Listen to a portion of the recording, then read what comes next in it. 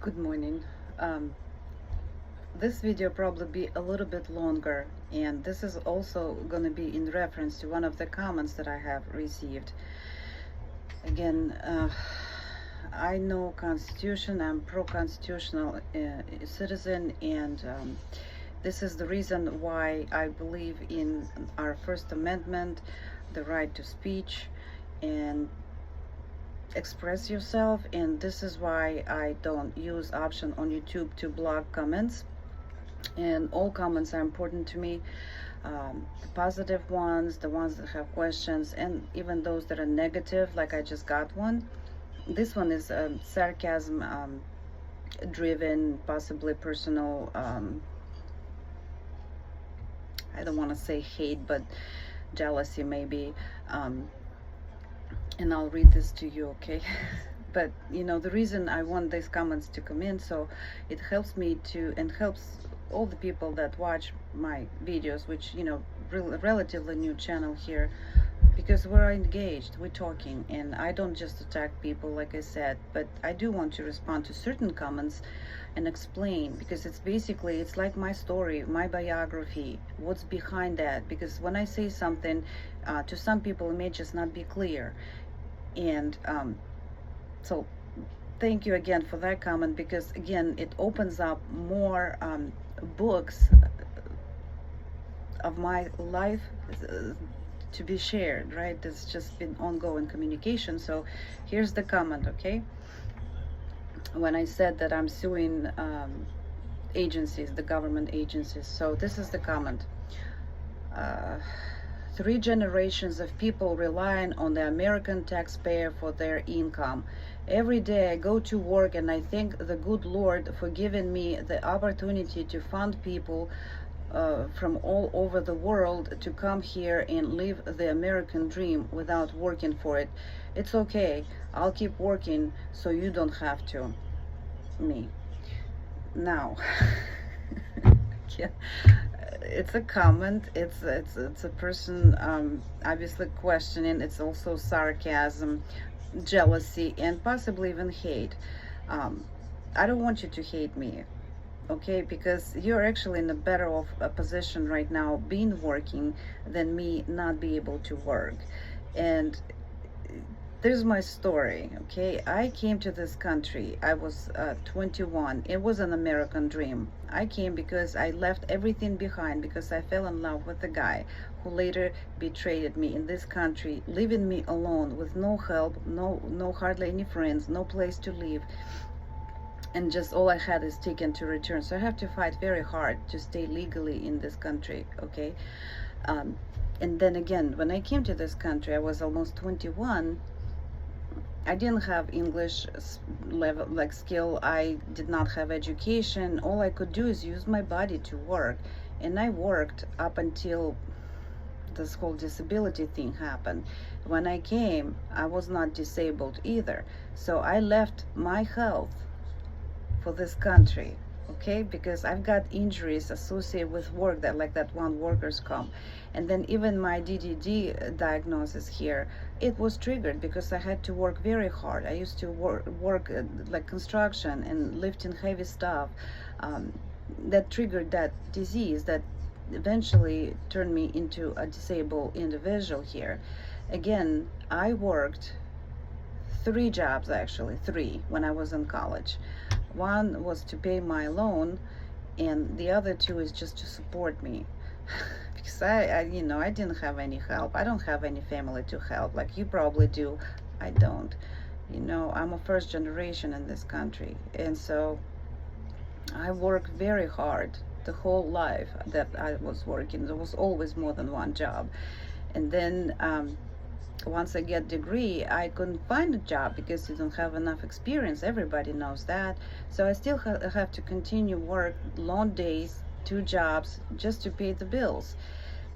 Then eventually I got the good job because of my degree, and I worked there. Actually, I was the only person working in the office from 5:36 a.m. when everybody else would come in at 8, and it was a salary-based job. So I worked, doesn't matter hours, because I wanted to accomplish my work, to complete my projects, my design projects. That's my degree. Um, and I would leave one of the last people too. And people that hired me, they were admiring my workability and my work ethics. Okay, I was never late for work, whatnot. So then I lost that job too, and it wasn't my fault. I was caught because we had economical distress at the time, that Bush era, whatnot, when they had to cut a lot of people, and I still didn't stop. I was hungry too, and I had to go and find whatever was available so I could continue paying the bill. So I had to go and do sales, timeshare crap stuff. And I still had the restaurant job to support myself because I don't have family. Again, I don't have a sugar daddy either. Okay, it's everything I earn is because I had to work, and I had to work a lot. Then when I found another job, I work at the doctor's hospital practice actually, and then I had my little boy who was born in this country, by the way. Okay, so he's citizen now, he's a legal citizen. I had to become one, but he was born here and he's disabled, so he's entitled to all of the benefits at this point. And when you say that this is a first generation that you support, well, you have to kind of look at every other family that has severely or autistic child, and I tell you this much: you're not going to get support from these families for saying that, because these disabled children are suffering and they're entitled for those services that not provided by agencies. So by you saying that first generation that you support based off your tax, you're actually assaulting every other family that has an autistic child. Okay, so think before you say what you say, right? But anyway, so I went back to work, and then I kept working. I paid for my insurance, which was a lot of money, for 3 years.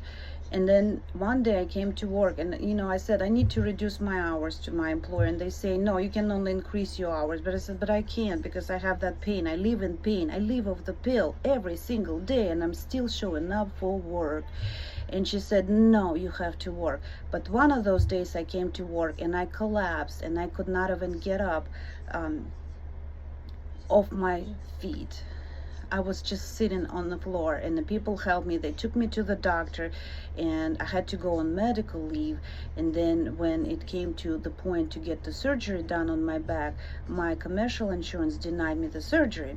So you can be on a medical leave for so long, and then they just cut you off, and you lose that job. And this is what happened to me. Okay, and this is why I went and applied for Medicaid, because I had to get the surgery done, right? I'm in pain. I cannot really move.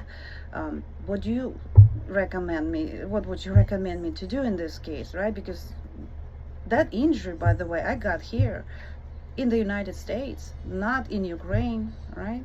So it is what it is. So I applied for Medicaid, and I got my surgeries done.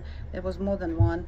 And then I also applied for disability, and I got it later, because not only it's hard to get, but it's also you have to be legitimate and qualify, and you have to be determined that yes, there is something in place that will prevent you from working. They don't give it to you just because you ask for it, right? That's why you sometimes need to have an attorney, because you have the truth. You say I have physical impairment, but it's just not good enough, because you have to have an attorney to tell them the same exact thing. So this is how I became disabled. I cannot stand for more than 2 hours. I cannot sit for more than 40 minutes. I have to take pain medicine too, to be able to function, and to still, through the pain, I'm still taking my child to Busch Gardens, where there's a lot of walking. So by the time I get home, I'm crashed. So excuse me, it's not my fault. This is not exactly American dream. When you come into this country and you work your ass off, excuse my words, and then you get damaged. Well, I didn't damage in Ukraine, didn't get damaged there. Actually, I got damaged working hard here, okay? So I am entitled to those funds that I also paid before I got disabled. By saying that you're feeding me with your tax money and whatnot, you actually assaulting every other disabled citizen here, right? Because they're the same way I am. And they're not always 65 and older. Some people get limbs lost and they still get disability, and you're gonna pay for those too. So when you tell them this to me, because I speak with an accent, you also addressing those other people, and you're not gonna be happy with the feedback from those people that American citizen, no accent, with disabilities before 65 that you have to pay for, okay? And the last generation is my, he's talking about the third generation. That would be my parents. My parents came to this country, they were over 60, and they couldn't put enough work for, the credit hours to get Medicare or the Social Security benefits. So trust me, you do not pay to them. And Medicaid has been denied and denied and denied because I have corrupted agency over here, and I spoke up on that. Now, with my parents, I don't know how old you are, but my parents are 74 and 76, and they still continue to work, and they still paying taxes, and they're not getting any benefits. What kind of American dream is that for them? Do you have any ideas?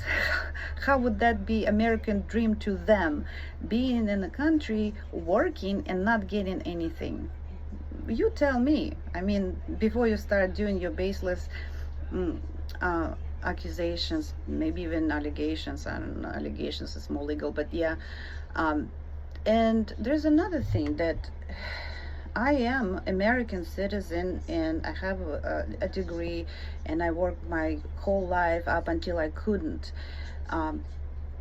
But I continue to stand up for people that are most vulnerable, that would be disabled and seniors, elderly. And what did you do for those people? I did something. And I'm paying for that right now too, actually, and I'll show you that as well. Just because if I say, I usually back up everything I say. So there's a story. A year ago, I went before Department of Social Services, and I told them, I brought my board, and I was questioned why they deny services to elderly and disabled category of American citizens, while they actually fund illegal immigration and illegal immigrants. Because at this point, I'm like you, I just only speak with an accent. So that could be a racial issue that you may have with me, or I don't know, or national issue. I don't know, you have to tell me that, what you have against me. But I went with my accent and my Ukrainian heritage background, and I spoke to these American people there that are corrupted, and I stated why you deny Medicaid and other services to those American citizens that are low income and cannot get anything. Why? So they hate me for that. I got myself into trouble for speaking up for those people, and I'll show you why. I'll show you why. And yes, just so you know what kind of miracle dream it is for me, if I've been deceived, there was a fraud, and I don't even have a house right now. Oh, you want me just to go and kill myself? I want them to come and kill me, but I won't do this to myself, because I have child, and I have my parents that depend on me, because I'm their voice and I'm their brain too. So you tell me. Maybe you would want to remove that comment, but again, that kind of like all these comments that I get sometimes, not many, but some, that do require attention. And maybe if I explain myself good enough to you, again, Fat David, whatever your nickname is, maybe it's the same David, I don't know, it probably will make more sense.